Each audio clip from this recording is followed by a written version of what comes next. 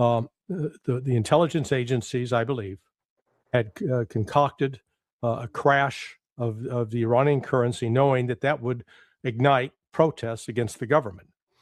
And people say, oh, the CIA couldn't do that. Well, hell, George Soros did it to the UK a few years back. So if one guy like Soros can do it to an economy the size of the Brits, you bet your bottom dollar that the intelligence community, with the backing of the U.S. Treasury, can actually do it to Iran. They did.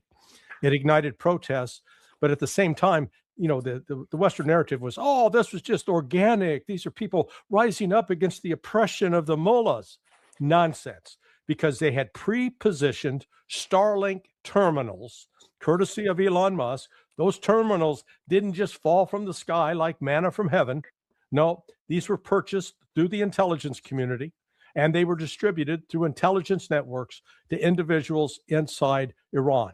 You got a variety of groups. You got Kurds, you got the Mujahideen al-Khal, you got a bunch of Baluchis, you got others, Azeris. So they found individuals that are opposed to the government.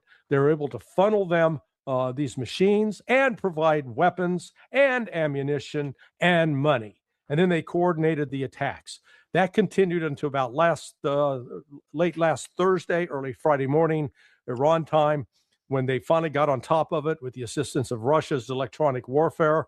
They tracked down, they disrupted the internet, they shut down the Starlink system. Once that system was shut down, the ability of these protesters to organize and to be able to coordinate was eliminated. And then the Iranian security services moved in and started taking them down. This was, I think, all planned to coincide. If that had not been disrupted last Friday, it would have culminated on Tuesday with a military strike by the United States, who believed that the government had been so discredited that military strike would have brought about a collapse of the government, with the stories were being put out that the mullahs were going to flee to Moscow. That was all disrupted. Wow. That, I think, is why Trump called off the attack. They have no intention of ending any assault on Iran. It's going to take place. It'll probably be later in February or March. جهانبین